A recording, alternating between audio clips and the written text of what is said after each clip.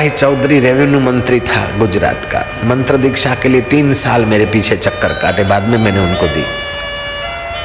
मैं ये देखता हूँ कि टैक्स माल पर पड़ता है जयराम जी की। जो जितना बड़ा आदमी उनको ज़्यादा थोड़ा वेट कराओ, और जो छोटे आदमी उनको वेलकम करके जल्दी दीक्षा दे दो। जयराम। बड़ी फाइल पर बड़ा टाइम लगता है, छोटी फाइल पर तो क्या है, जिसकी आमदनी है महीने की 2000 रुपया, उसकी फाइल इनकम टैक्स में जाने की जरूरत ही नहीं रहती। जयराम जी तो बोलना पड़ेगा। ए साहब बाद में आए हिम्मतनगर शिविर में, बापूजी दीक्षा लेने को आया हूं। मैं क्या, कोई बड़ा साधु खोज लो, कोई महापुरुष खोज लो, गुरु बनने का शौक हो, इससे क्या चलता है। गुरु लोभी शिष्य लालची, दोनों खेले दाव, दोनों डूबे बावरे, चढ़ी पत्थर की नाव। गुरु तो वो हो कि घर में घर दिखा दे, मरने के बाद का वायदा न करे, जीते जी अमृत में गोता लगवा दे, ऐसा गुरु होना चाहिए।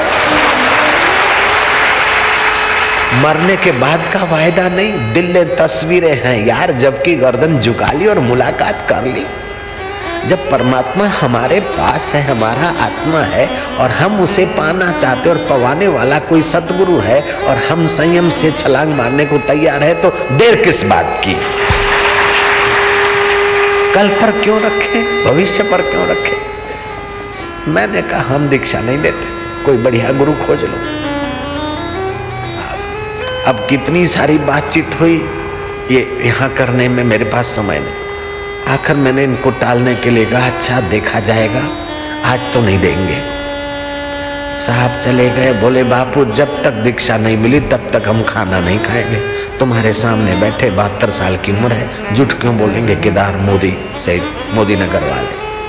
हाँ साहब खड़े हो जाओ, जरा राम राम करो लोगों को, हरिओम करो। मोदी सेठ तुम बैठे रहो, ये खड़े होंगे, तुम क्यों खड़े होते हो उनको देखने को। पीछे पीछे घूम जाओ, घूम जाओ। आप तो नामदान लिया है, शिष्य हमारी आज्ञा मानेंगे। हे राम राम। नारायण हरि नारायण हरि। सुबह आए, बैठ गए आश्रम में, मेरे को संदेशा मिला के बैठे हैं। मैंने कहा अपना नियम वियम कर लो, दूध वूध पी लो। बोले नियम सब कर लिया है, दूध या नाश्ता तो तब लूंगा जब मुझे असली नाश्ता मिलेगा, तब लूंगा। असली नाश्ता शायद उनका शब्द नहीं हो, मेरे बोलने में आ गया। उन्होंने ऐसे ही कुछ बोला। हमने खूब जरा टालम टोली की, लेकिन देखा कि अब इन्होंने पक्की गांठ बांध दी है। मैं क्या अच्छा चाहे बैठो बैठो, और दे दिया सा। तब से पूछो क्या हाल है, बोले बापू अब उनका हाल वही जाने। जयराम जी की नारायण हरि नारायण हरि नारायण। लेकिन ये सब कैसे होता है, मुझे याद आता कि अगर मुझे सतगुरु नहीं मिलते तो मैं इनको दीक्षा देकर इतना ऊपर नहीं उठा सकता था। जयराम जी की। और जितना ये ऊपर उठे हैं मेरे गुरु के निगाह से, मेरे अनुभव के निगाह से अभी तो 10% भी नहीं है जयराम जी की। लेकिन इनको जो महसूस हो रहा है कि जिंदगी में जो लाभ नहीं हुआ वो दीक्षा के दिन के बाद जो लाभ हो रहा है वो बेमाप है। 20 साल साधु संतों में घूमे, अच्छे काम किए, ये वो किए, जो कुछ धंधे बंदे, लेकिन जब वो रब की दुनिया की दीक्षा मिलती है और साधक श्रद्धा से चलता है। लेकिन मैं इस बात पर ज्यादा जोर नहीं देता हूँ, श्रद्धा मैं तो जोर देता हूँ श्रद्धा के साथ तत्परता और संयम हो, केवल अंधश्रद्धा नहीं चाहिए।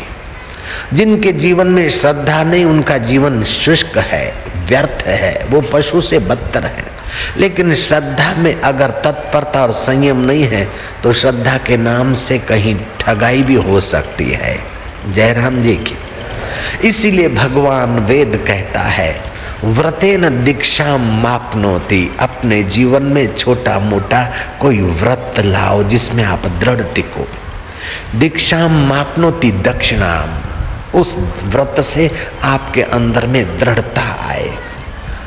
दक्षिणाम श्रद्धाम मापनोति, दृढ़ता से जो श्रद्धा आए, श्रद्धाम सत्यम मापनोते है, उस श्रद्धा से सत्य स्वरूप ब्रह्म परमात्मा का साक्षात्कार होता है। लोग बोलते अंधश्रद्धा अंधश्रद्धा, अंधश्रद्धा कहने वालों को ये भी अक्ल नहीं है कि श्रद्धा के बिना तुम अपने बाप को भी नहीं मान सकते हो।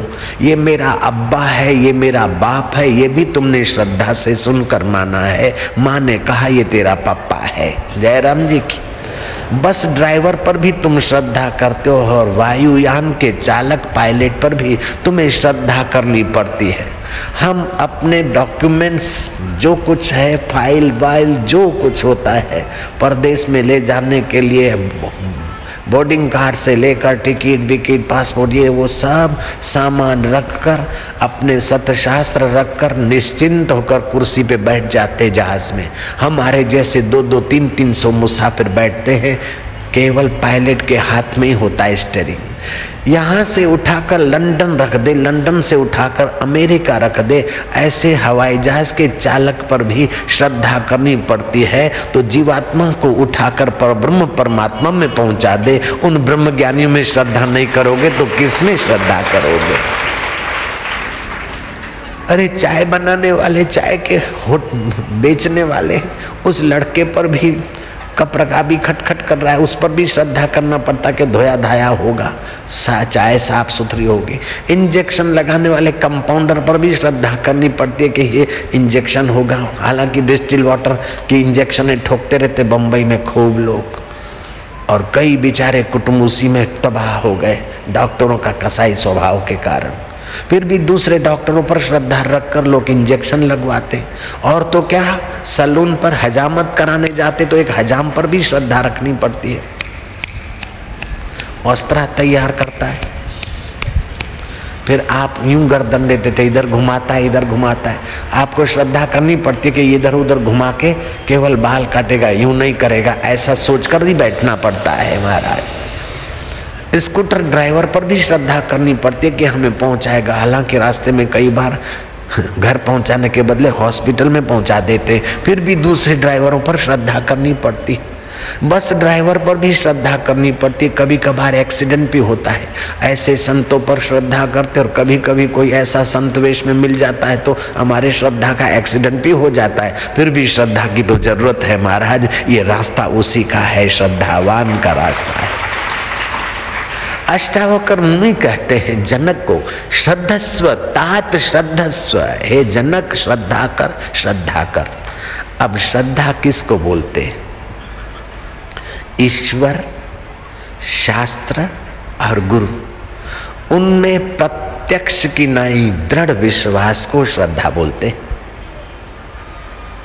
संशय ना करे, संशय सबको खात है, संशय सबका पीर, संशय की जो फाकी करे उसका नाम फकीर। हद टुपे सो ओलिया, बेहद टुपे सो पीर, हद बेहद मैदान में सोया दास कबीर। निश्चिंत स्वरूप में पहुंचने की ये कला है। कृष्ण कहते हैं श्रद्धावान लभते ज्ञानम तत्परः संयते इंद्रिय। आप में कितनी श्रद्धा है? थोड़ी बहुत श्रद्धा होते हुए भी हम लोग मान लेते हैं हमारे में बहुत श्रद्धा है। साहब हम दिल्ली छोड़कर आए बापू के दर्शन करने के लिए, श्रद्धा है ना। मोदी नगर छोड़ के आए, कल शाम को ठुठरते ठुठरते रात को कहीं रहते, सुबह फिर बापू के दर्शन करने गए। ये श्रद्धा नहीं तो क्या है? हमारी श्रद्धा है। हमारे तो पूरम है ये, इनके तो ये दका ये है। श्रद्धा होती है, लेकिन ऐसी भी अटपटी चीगम होती है कि 10% श्रद्धा भी हमें श्रद्धा दिखती है, और 25% श्रद्धा भी हमें श्रद्धा लगती है, 50% भी हमें श्रद्धा दिखती है, और 5% भी श्रद्धा तो श्रद्धा दिखेगी। हमारी श्रद्धा कितनी फीसदी है उसका एक थर्मामीटर है कि जितनी हमारी दृढ़ श्रद्धा होगी उतना श्रद्धे के वचन को और श्रद्धे के दिए हुए नियम को हम पालेंगे। जयराम जी की। रजनीश कहता था कि मैं गांधी को तो प्यार करता हूँ, गांधी जी को तो मानता हूँ, लेकिन गांधी के विचारों से मैं सहमत नहीं हूँ। तो क्या खाक गांधी को मानते? रजनीश जी का कसूर नहीं है, उन्होंने किसी सतगुरु से अगर थोड़ा प्रसाद का अनुभव किया होता तो वह पुरुष बहुत कुछ क्रांति करने में सफल हो जाता। उन्होंने मनोवैज्ञानिकों के पुस्तक पढ़े और मनोवैज्ञानिकों ने क्षिप्त, विक्षिप्त और मूढ़ मन, उन मनों के अनुसंधान करके वो निष्कर्ष निकाले कि काम विकार आता है तो उसे रोको नहीं, काम भोग का सुख लो, दबाओ मत, नहीं तो ऐसा हो जाएगा वैसा हो जाएगा। ये उन विज्ञानियों के किताब पढ़कर बेचारा बोल गया कि संभोग से समाधि, अगर संभोग से समाधि होती तो सूअर तो दिन रात संभोग करते रहते, बकरियां तो दिन रात बकरे संभोग करते रहते, कबूतर करते रहते और विलासी लोग करते रहते हैं। संभोग से समाधि अगर होती तो फिर ब्रह्मचर्य की महिमा की जरूरत ही न मानते ऋषि मुनि। श्रद्धा से संयम की जरूरत है। तुलसीदास ने कहा, जहाँ काम वहाँ नहीं राम, जहाँ राम वहाँ नहीं काम, तुलसी दोनों रह न सके, रवि रजनी एक ठाम। मैं रजनीश को दोषी नहीं मानता, मनोवैज्ञानिकों को दोषी नहीं मानता, लेकिन छोटी सी भूल तो उन दोनों की मानता हूँ कि उन्होंने क्षिप्त मन, विक्षिप्त मन और मूढ़ मन का अनुसंधान किया और उसी पर पूरा जोर देकर बोल डाला। लेकिन उन्हें कोई सतगुरु मिल जाता, नानक देव जैसा, लीलाशाह बापू जैसा, कोई वीर मिल जाता, महावीर मिल जाता, कोई बुद्ध या कबीर मिल जाता तो वे ऐसा नहीं बोल सकते थे।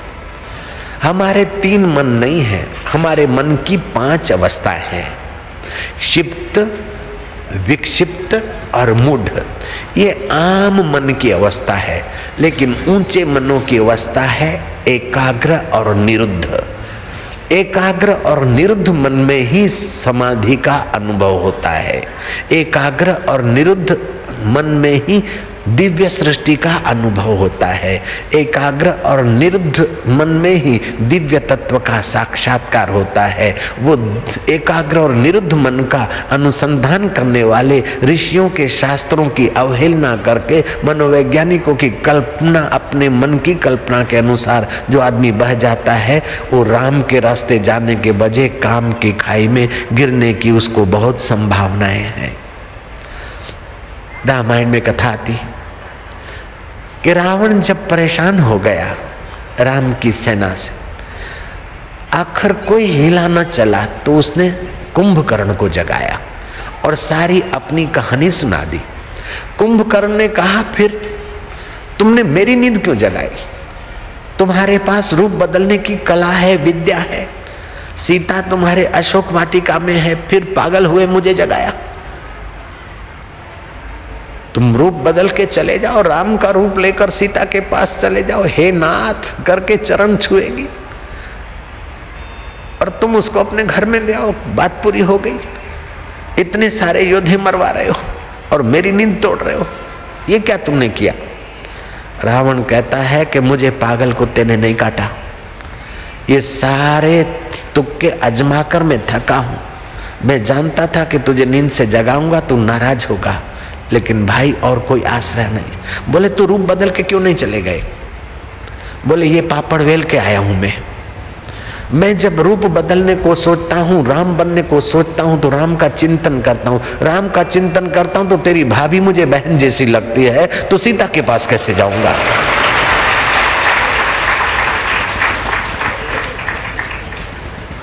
जहाँ राम तहाँ नहीं काम, जहाँ काम तहाँ नहीं राम, तुलसी दोनों रह न सके, रवि रजनी एक ठाम।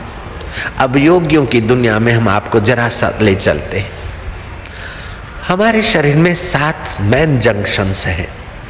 उस एक एक जंक्शन से 100 नाड़ियों की जाल चलती है और प्रत्येक नाड़ी 72 हजार नाड़ियों के साथ जुड़ी है। ऐसे 72 करोड़ नाड़ियां जोगियों के मानने में, दिव्य सृष्टि में के ढंग से जानने में आई।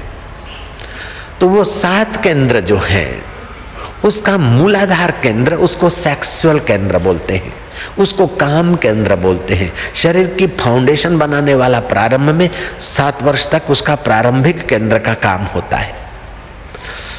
अगर काम विकार है तो सेक्सुअल केंद्र में, मूलाधार केंद्र में मूवमेंट होती है।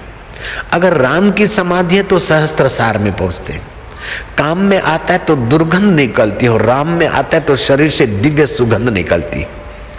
पहले विज्ञानी नहीं मानते थे, फिर राजी हो गए कि जब काम में दुर्गंध निकल सकती है तो राम में दिव्यता, प्रकाश और सुगंध होने की संभावनाएं माननी पड़ती। हालांकि अनुभव हम नहीं कर पाते, लेकिन माननी पड़ेगी।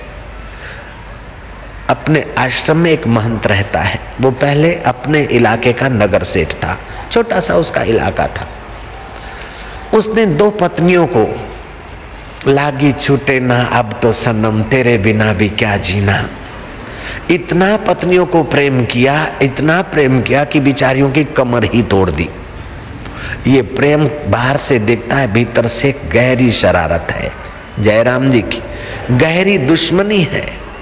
जो शरीर को नोच नोच कर प्रेम करता है वो प्रेम नहीं है, वो तो काम है, काम। जयराम जी की पत्नी अगर पालनपुर हॉस्पिटल, सिविल हॉस्पिटल में भर्ती है तो पतिदेव भी भर्ती हो जाते,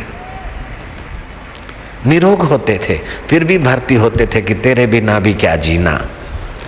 2 पत्नियां पहुंचा दी। तीसरी औरत के लिए 50-55 साल के बुढ़े ने दलालों को पैसे पानी की नहीं लुटाए और किसी गरीब घर की बेचारी कन्या को माँ बाप पैसे लेकर अर्पण करने को आ गए थे।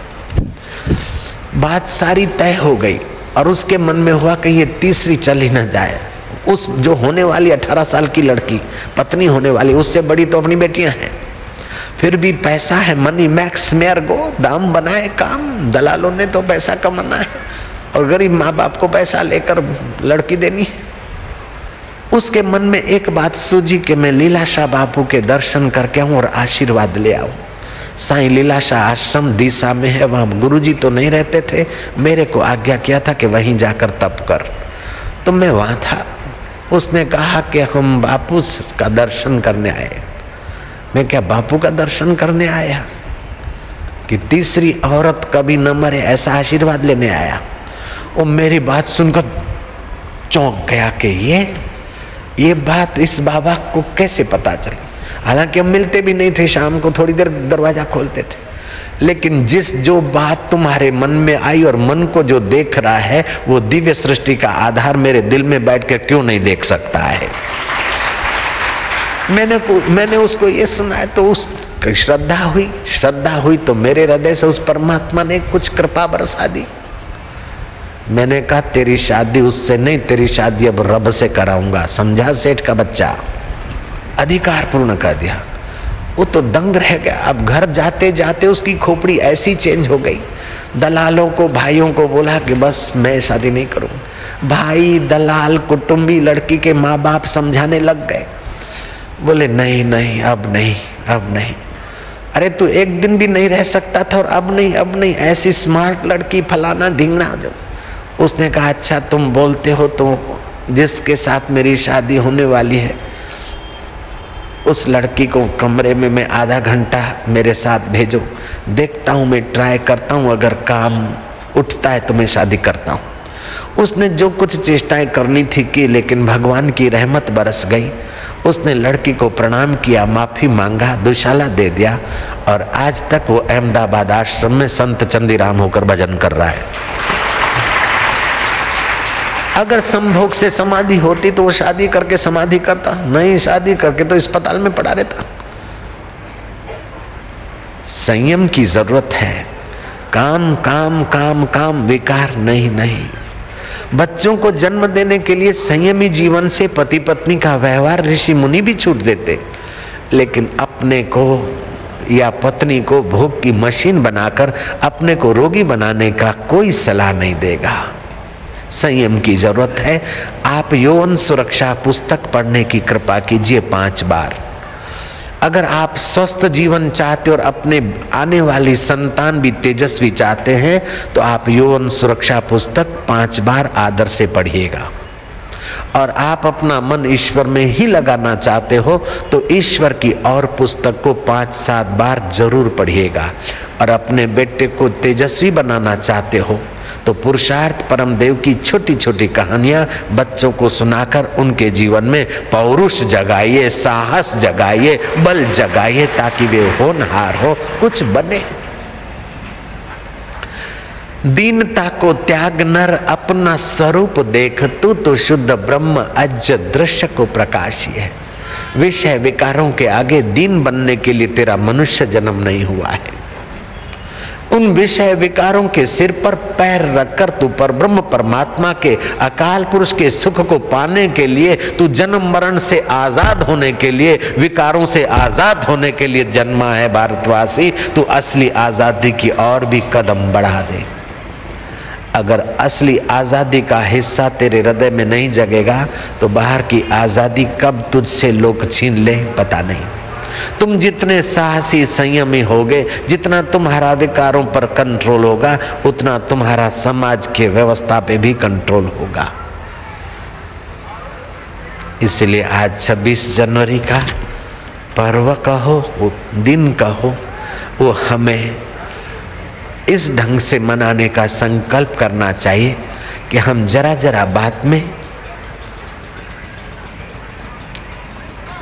लुढ़क न जाए, जरा जरा परिस्थिति में आकर्षित न हो जाए। हमें अपनी महिमा में जगना चाहिए। देश के आजादी चाहने वाले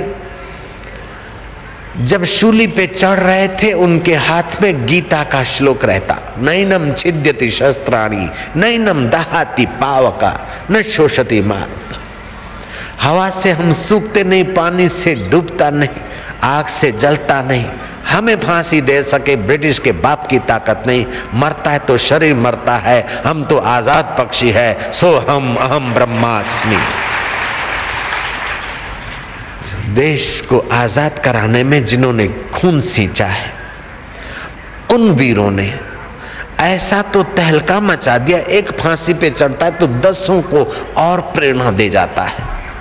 आखिर ब्रिटिशरों ने इंक्वायरी करवाई कि इतने इतने देशभक्तों को हम फांसी पे चढ़ाते तो दूसरों का मनोबल डाउन क्यों नहीं होता, दूसरे घबराते क्यों नहीं, भयभीत क्यों नहीं होते। यहाँ के अधिकारियों से सब पूछवाया ब्रिटिश शासन, उन्होंने कहा कि इनके पास गीता है, गीता, और वो गीता का ज्ञान ऐसा है कि मरता जन्मता ये शरीर है, सुखी दुखी मन होता है, निश्चय अनिश्चय बुद्धि करती है, लेकिन मैं अकाल पुरुष अमर आत्मा हूँ, मुझे कोई मार सके ऐसी दुनिया में कोई फांसी बनी नहीं है। इस प्रकार का दिव्य ज्ञान उनको दे दिया जाता है, ये आत्मज्ञान उनको दिया जाता है, गीता का ज्ञान। ब्रिटिशरों ने ऑर्डर भेजा कि ऐसा ज्ञान वाला पुस्तक जिसने बनाया है उसको इमीडिएटली अरेस्ट कर लो। उन मूर्खों को पता ही नहीं, इमीडिएटली अरेस्ट होगा कृष्ण, तुम्हारा बाप उसको अरेस्ट कर सकता है लल्लू। फिर दूसरा संदेशा भेजा कि सारी गीताएं जब्त कर लो। न गीता जब्त करने में सफल हुए, न गीताकार को अरेस्ट करने का सपना भी देख सके। जय राम जी की। और भारतवासियों के अंदर मनोबल, प्राण बल और आत्मबल जगाया गीता के ज्ञान ने, और देश आजाद हुआ। और आज उन वीरों के बदौलत हम आजादी का उत्सव मनाते हैं, लेकिन भीतर से खोखले हुए जा रहे हैं, ये भी इतनी सत्य बात है। जय राम जी की।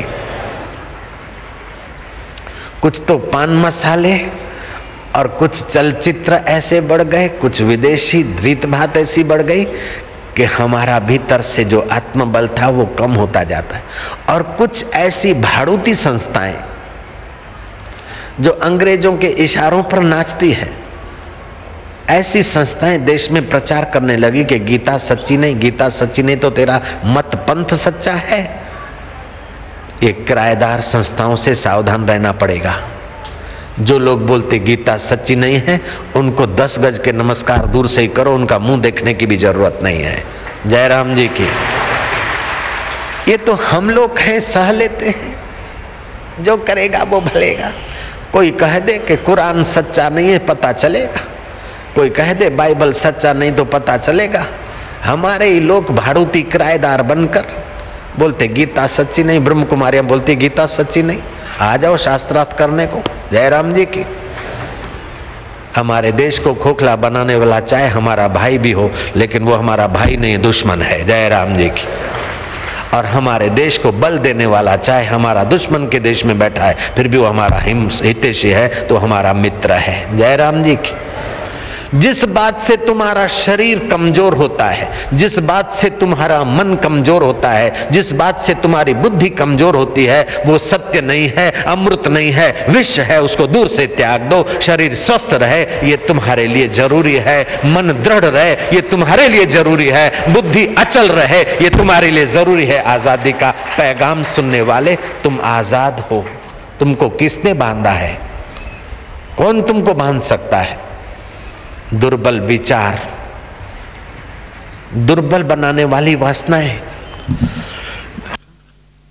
दुर्बल बनाने वाले संस्कार। नानक जी की बात याद रखो, निर्भव जपे सकल भव मिटे, संत कृपाते प्राणी छूटे। गांधी जी कहते हैं कि मेरा जीवन बाहर से तो विघ्न, बाधा और संघर्षों से घिरा है। कहाँ तो ये ब्रिटिश शासन और उनकी कूटनीतियां, और कहाँ मैं पतला डुबला एक मोहनलाल। फिर भी अगर मैं चैन की नींद लेता हूं और निश्चिंत जीता हूं, जब मुझे अंधेरा ही अंधेरा दिखता है, इनके दिए हुए वचन फिर धोखे में बदल जाते, तब भी मैं निराश नहीं होता हूँ। मैं गीता माता की गोद में जाता हूँ और हर समय मुझे गीता के पाठ से नई प्रेरणा, नया प्रकाश, नई हिम्मत मिलती है, और मैं जूझते जूझते एक दिन जरूर सफल होऊंगा। और सचमुच में गांधी सफल हो गए, ये श्रेय गीता जी को जाता है। ऐसी गीता जी के लिए जो लोग कहते गीता सच्ची नहीं है, हम उनको अब क्या शब्द नहीं है। हमारा तो कोई हृदय में तो हमारे लिए, हमारे हृदय में किसी के लिए वैर नहीं है, लेकिन हम ऐसे लोगों से राजी नहीं हो सकते हैं। जयराम जी की। नारायण हरि नारायण हरि। न राजी हो सकते, न ऐसे लोगों के उपदेश में अपने देशवासियों को फंसने की प्रेरणा भी दे सकते हैं। नहीं, देशवासियों को हम सावधान करेंगे, और देशवासियों का कर्तव्य कि एक दूसरे को सावधान करें। जयराम जी की। जिस जाति की, जिस देश की, जिस व्यक्ति की रीढ़ टूट गई, वो देश व जाति व समाज गुलाम होने की कगाल में जा गिरेगा। और जिसकी श्रद्धा, जिसकी समझ दृढ़ है, वो चाहे मुट्ठी भर लोग हों, फिर भी वो आजाद जिंदगी जीने में सफल हो जाएंगे। चंद्रगुप्त मौर्य ने पूछा कि गुरुदेव, आखिर ये क्या है? सिकंदर तूफान की नाई हमारे देश को, हमारे प्रांतों को विजय करता करता आ रहा है, और राजे लोग घुटने टेकते चले जा रहे हैं। आखिर सिकंदर के पास ऐसा क्या जादू, क्या शक्ति है? चाणक्य ने कहा, चंद्रगुप्त, इसका सच्चा उत्तर पाने के लिए मुझे समाधि करनी पड़ेगी। स्थूल जगत नहीं, दिव्य जगत नहीं, जहां से जगतों को सत्ता मिलती है, उस पर ब्रह्म परमात्मा में समाधि करनी पड़ेगी। 2 दिन के बाद उत्तर मिलेगा, इंतजार कर। चाणक्य चले गए कुटिया में, समाधि लगाई। महाराज वो 2 दिन के बाद आए। कौन? चाणक्य। गुरुवार सिकंदर की विजय का कारण। बोले सिकंदर को पराजय करना है तो जा, उठ, ले तलवार, उठा मयान। अभी जो सभा भर के बैठा है वहां जा और उसको बुरी तरह ताड़न करके आ जा। जैसे शेर हाथी पर छलकता है, ऐसे तू वचनों से उसका मान मर्दन करके आ जा। मेरा शिष्य है तो आत्मा की अमरता, शरीर की नश्वरता याद करके अपने आत्मबल से गरज कर उसके सामने आ जा। कहते हैं कि चंद्रगुप्त गया और एक तुच्छ राजा तो अपने सैनिकों के बल से हमारे देश पर चढ़ाई करता चला आ रहा है। तेरे में रखा भी क्या है? मैं चाहूं तो अभी इसी तलवार से तेरा गला उठा के फेंक सकता हूं, लेकिन बिना गर्जना के, बिना व्यवस्था के हम तेरी हत्या नहीं करना चाहते। है दुष्ट, आखिर तू क्या ले जाएगा, और गरीबों की इतनी तू खून की नदियां बहा रहा है। बुरी तरह उसका ताड़न करके मयान में तलवार ठोक कर छलांग मार के वापस आ गया। बस फिर क्या हुआ, फिर सिकंदर हारता चला गया, गिरता चला गया, हारता चला गया, हारता चला गया, हारने की कगार पर जा पहुंचा। चाणक्य ने मुस्कुराते हुए पूछा अपने शिष्य को, देख अब उसकी जीत कैसे हार में बदल गई। गुरुवर आखिर इस बात का रहस्य क्या है? बोले रहस्य सीधा साफ है, मैंने स्थूल दुनिया में नहीं, दिव्य दुनिया में नहीं, वास्तविक दुनिया में प्रवेश पाकर देखा कि इसके जीत के पीछे कारण क्या है। कारण यह है कि वहां के एक फकीर ने, डायोजनिस ने या किसी ने फैला रखा है कि जुपिटर का जन्म होने वाला है, जुपिटर का जन्म होने वाला है। जब सिकंदर युवा हुआ तो उसने कहा यही जुपिटर है।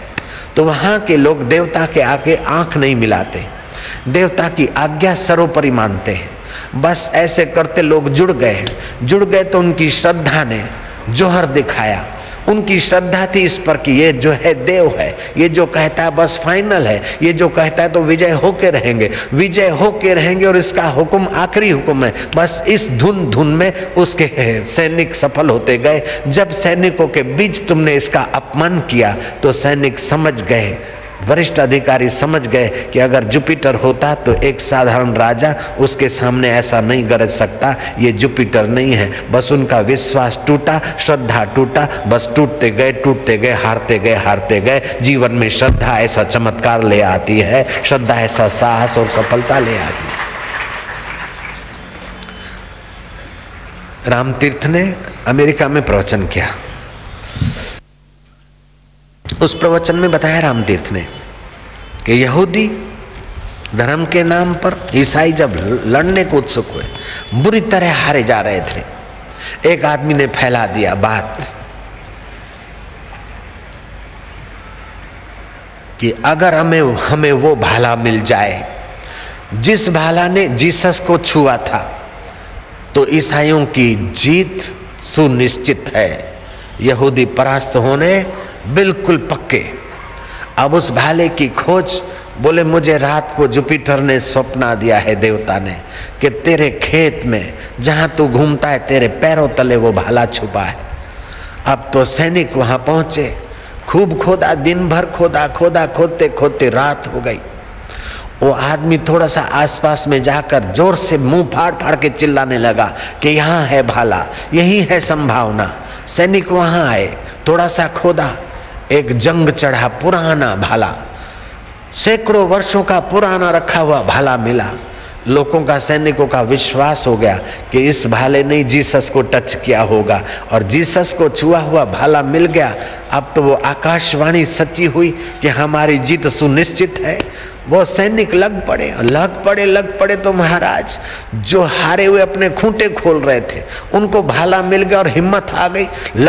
लगे तो ईसाइयों ने मार खाई थी, जो हार कबूल करी थी वही हार और मार उनकी जीत में बदल गई और विजयी हो गए। जब वो आदमी, अफवाह उड़ाने वाला आदमी मरने को पड़ा तो पृष्ठ ने पूछा कि वो भाला की हकीकत, अब तुम मर रहे हो, सच बताओ क्या है, तुमको कौन से देवता ने सपना दिया था? बोले किसी देवता ने सपना नहीं दिया था, असल में वो भाला मेरे दादा का था और दादा ने भी बनवाया नहीं था, उनको भी वारसागत मिला था। और उस भाला को लेकर मैंने एक तीर्थ यात्रा करने भी गए। फिर सोचा कि पुराना भाला कहाँ लेके घूमूं, पड़ा था। मैं अपनी प्रतिष्ठा और वाहवाही के लिए और ईसाइयों में हिम्मत भरने के लिए ये अफवाह उड़ा दी कि जीसस को छुआ हुआ भाला है, अगर वो मिल जाएगा तो हम विजयी हो जाएंगे। मैंने उनमें एक श्रद्धा का तूफान भर दिया। हकीकत में वो जंग लगा हुआ भाला पुराना था, हमारे बाप दादे परदादों का था और काट चढ़ा हुआ था। तो गड़ा हुआ भाला उन्होंने माना कि ये देवता का आदेश है, आ गई हिम्मत, विजेता उनका आत्मबल हुआ और यश मिल गया भाले को। अगर वो भाला से यश हो जाता तो भाला लेकर दूसरी बार हम और दूसरे गए, कई बार मार खा के आए। मानना पड़ेगा, जब तुम दृढ़ श्रद्धा करते हो तो तुम्हारा वो अंतर्यामी परमात्मा जय राम जी की। तुम्हारा वो सच्चिदानंद स्वरूप तुम्हें सत्ता स्फूर्ति देता है। तुम दृढ़ श्रद्धा करते तो तुम्हारा भाव एकाकार होता है, उसमें बल आता है, उसमें ओज आता है, उसमें सामर्थ्य आता है। सो साहेब सद सदा हजूरे, अंधा जानत ताको दूरे। जो सोचता रहता मैं बीमार हूँ, ठीक होना मुश्किल है, बीमार हूँ, वो ठीक नहीं हो सकता है। और बीमारी के वक्त भी जो सुबह नहा धोकर सूरज के किरणों में बैठ जाए, गहरा श्वास ले, नाभि केंद्र पर सूर्य के किरण पड़े, ऐसे वातावरण में बैठे, अल्ट्रा वायलेट किरण, अल्ट्रा साउंड किरणों में वो ताकत नहीं जो सूरज के सुबह की किरणों में ताकत है। सूर्योदय से 2.5 घंटे के भीतर भीतर के जो सूर्य की किरण है वो रोग प्रतिकारक शक्ति गजब की जगाते हैं। बड़े बड़े रोगों को दूर करने का सामर्थ्य उन किरणों में है। मुझे मलेरिया हो गया था और मैंने किसी को बताना ठीक नहीं समझा, प्रोग्राम पर प्रोग्राम पूरा करता गया और मलेरिया अंदर काम करता गया। अब मेरा अंदर का सारा सिस्टम डिस्टर्ब हो गया। कई सत्संग मैंने पूर्ण कर दिए। मैं ये बात मानता हूँ कि सुख बांटने की चीज है और दुख पैरों तले कुचलने की चीज है। दुख तो मेरे शरीर को हो रहा है। अगर मैं कहता हूँ मुझे इतनी तकलीफ है तो मेरे लाखों लाखों शिष्यों के हृदय को दुख होगा। मेरे शरीर को दुख है, उनके हृदय को दुख पहुँचाना मेरा कोई अधिकार नहीं है। मेरा कर्तव्य कि उनके हृदय को सुख पहुँचाए। मैंने ऐसे ढंग से अपने ऊपर कंट्रोल किया कि किसी को पता तक नहीं चलने दिया कि मेरे को कई महीनों से मलेरिया है। आखिर दिवाली के दिनों में मैसाना का सत्संग पूरा करते करते मुझे पूर्णाहुति कर के दिन बहुत कठिनता से खींचने पड़े। बहुत विल पावर का उपयोग किया, फिर भी कुछ लोग समझ गए कि बापू की तबीयत, बापू का शरीर बापू के हाथ में अब नहीं आ रहा।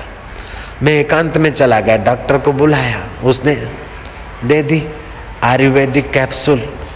मैंने कैप्सूल खोलकर फेंक दी, उसका पाउडर लिया, क्योंकि कैप्सूल में मैंने सुना है कि पशुओं की हड्डियों वड्डियों का उपयोग होता है, अपवित्र चीज़ों का उपयोग होता है, इसलिए कैप्सूल में निगला नहीं, कैप्सूल का पाउडर निगला।